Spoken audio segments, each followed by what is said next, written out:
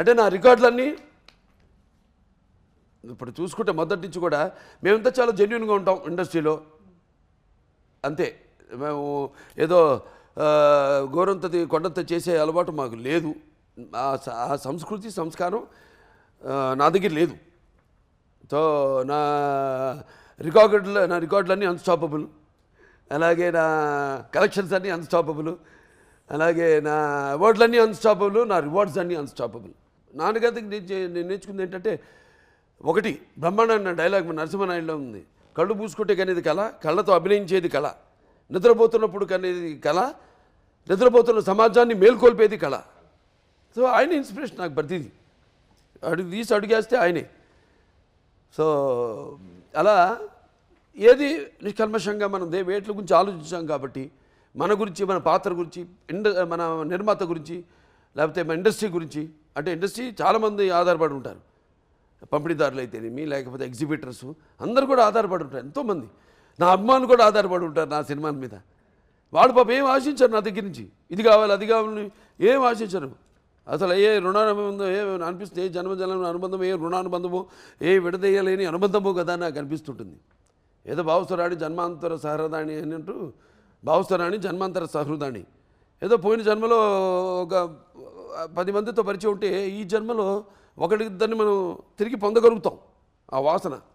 కానీ ఇన్ని వేల లక్షల కోట్ల మంది అభిమానులు పొందడం అంటే, అంతకంటే ఆస్తి నేను ఇంకొకటి వేరేది లేదనుకుంటా. అంతకంటే విలువైన ఆస్తి. ఎందుకంటే వాడు కూడా అంతే, ఎంతో డెడికేటెడ్ నాకు. వాళ్ళు అంటే అది వెలగట్టలేనిది. వాళ్ళు ఎప్పుడు దేనికి ఎటువంటి ప్రలోభాలకి లొంగని వారు, అలాగే ఏ డబ్బుకి అమ్ముడు పోని వాడు నా అభిమానం. Super sir, super. అందుకనే బాలకృష్ణ గారి ఎనర్జీ, బాలకృష్ణ గారి ఆరా ఇర్రీప్లేసబుల్ అంటాం మేమందరము. ఇట్ ఈస్ రియలీ ఇర్రీప్లేసబుల్ అండి.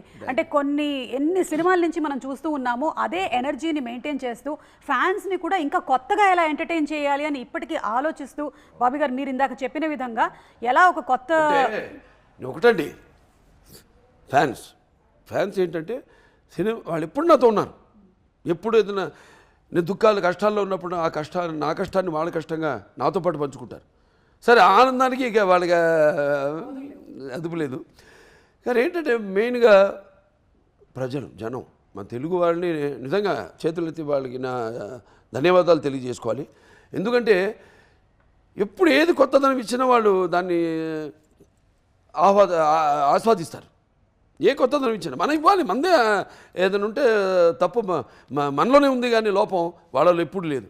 అది నాన్నగారి నుంచి కూడా చూసుకుంటే మీరు, ఆయన ఎప్పుడూ ఒక 20 సంవత్సరాలు ముందు ఆలోచించి సినిమాలు చేస్తుండేవారు. ఆయన ఎప్పుడైతే ఇండస్ట్రీ ఒకే పందాన్ని వెళ్తాందో, టక జనం మారుతున్న జనానికి ఆయన first is the only hero in the country who commercialize the industry. Commercialize చేశారు టోటల్గా ఇండస్ట్రీని. కమర్షియలైజ్ చేసి ఆయన వాచకం, ఆయన ఆంగికం, ఆయన ఆహార్యం అంతా మార్చేసి జనాన్ని మెస్మరైజ్ చేసేసి, జనం ఏం కావాలనుకుంటున్నారు కంటే కూడా ఇది ఇక ఫ్యూచర్ అని ఒక మార్గం చూపించారు ఆయన. ఇండస్ట్రీకి ఒక మార్గం చూపించారు ఎన్టీఆర్. సో జనం అందుకే ఇప్పుడు అంటుంటారు, జనం అంటే ఇక్కడి నుంచి రావాలి. అది నాకున్న జ్ఞాన సంపదలో బ్రాహ్మణుడిని, ఐశ్వర్యాన్ని, వైశ్యుడిని, మంచికి మాలని వంచిస్తే ఎదురు తిరిగే మాదిగని, కష్టాన్ని నమ్ముకున్న కమ్మరిని, కొమ్మరిని, కంసాన్ని, రజ్జుకుని, నాయ బ్రాహ్మణుని, కల్లుగిత కార్మికుడిని, కల్మషంలోని యాదవుడిని, ఆపదలో ఆదుకునే వెలమని, వ్యక్తిత్వంలో రాజుని, అమ్మను మరిపించే కమ్మని, పౌరుషంలో రెడ్డిని, భుజబలంలో కాపుని అని. సింపుల్. నాకు ఫ్యాన్స్ అందరూ నా ఫ్యాన్సే. పార్టీలకి కులాలకి అతీతంగా నాకు అవన్నీ నేను ఎప్పుడు అంటుంటాను. ఏ సినిమాకైనా భాషా భేదం కానీ, ఆడమగ తేడా కానీ, పండిత పామరాది పట్టు విడుపులు కానీ, లేకపోతే ధనిక దారిద్రాది తారతమ్యములు కానీ, లేకపోతే దురభిమానులు అనే అడ్డకట్టలు నాకు ఉండవు. అది నేను సంపాదించిన ఆస్తి. సూపర్. నిజంగానే మన సంస్కృతి సంప్రదాయాలని తెర మీద ప్రతిబింబించినటువంటి ఆ మహనీయులు, విశ్వవిఖ్యాత నటసార్వభౌములు శ్రీ నందమూరి తారక రామారావు గారిని ఈ సందర్భంగా గుర్తు చేసుకోవడం అనేది మనందరి కనీస బాధ్యతగా భావిస్తూ ఉన్నాము. ఈ రోజున చాలామంది అంటే నందమూరి తారక రామారావు గారి సినిమాలు ఏవైతే ఉన్నాయో ఆ సినిమాల్లో ఉండేటువంటి ప్రతి ఒక్క డైలాగ్ని ఎంతోమంది చాలామంది దాన్ని మళ్ళీ బైహార్ట్ చేసి చెప్పగలుగుతున్నారు. అంటే అది కేవలం ఆయన మనకిచ్చినటువంటి గొప్ప సంపద. అంతే. సినిమా మాధ్యమం ద్వారా ఆయన భక్తిని బతికించారు, భాషను బతికించారు, ఆ గెటప్స్ని బతికించారు.